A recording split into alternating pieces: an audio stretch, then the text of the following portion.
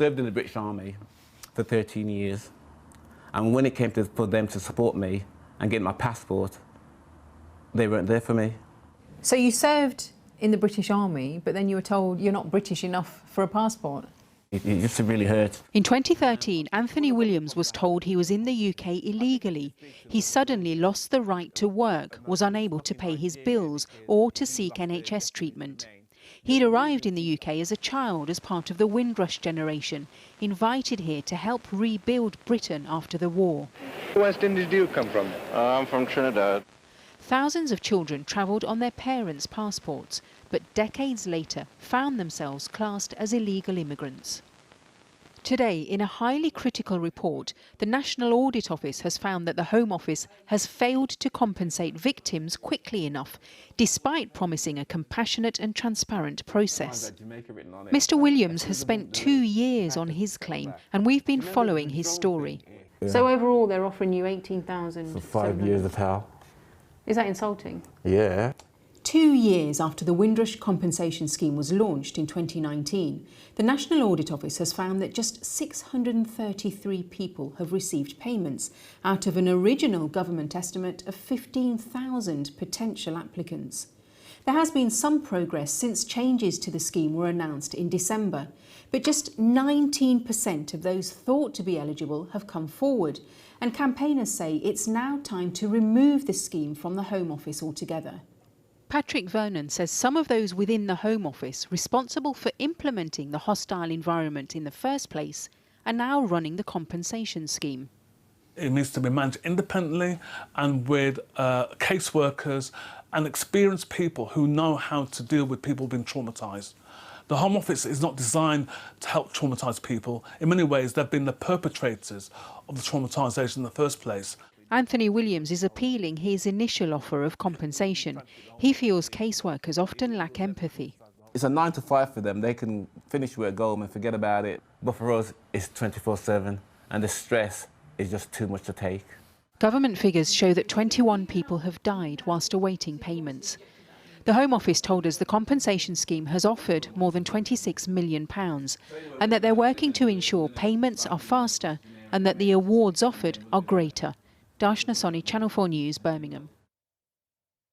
Well, a little earlier I spoke to Martin Ford, the senior barrister who used to advise the Home Office on the Windrush compensation scheme. I began by asking him why, in his view, so few compensation claims have been made.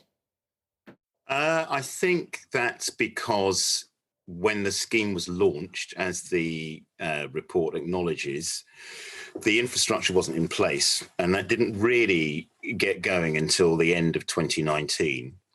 So that was so the first, I would say, 8 months was really to do with logistics.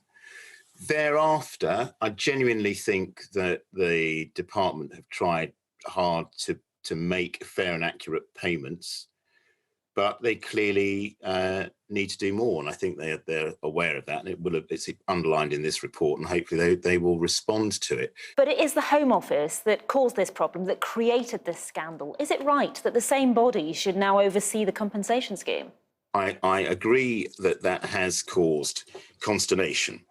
There is a massive trust deficit between the Home Office and the affected communities. I immediately thought that it should be administered by a different department.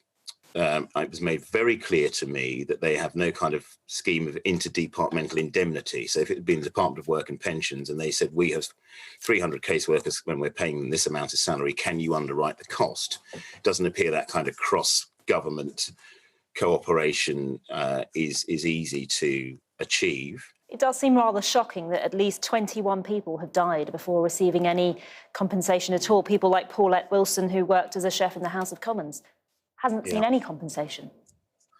I know, and I met Paulette, and she's a very impressive lady she was as well. I realised this was a possibility, unfortunately. My own father passed away last February, and he came here in 1953, so he was very much kind of early part of the cohort. So the scheme is unique in my experience in that it does allow for claims to be inherited. So Paulette's daughters, for instance, can claim on behalf of her estate. Can you say that the Windrush generation should now have confidence in the Home Office? Could you say that? I think they should have confidence in the scheme. I can see that there are misgivings about its implementation, which I have no control over, but I have advised on, and I do think I've been listened to.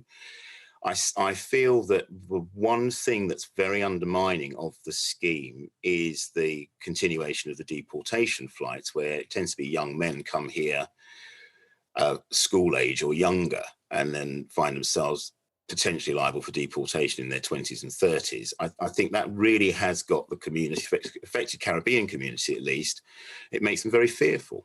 OK, Martin Ford, thank you so much for joining us. You're very welcome. Thank you.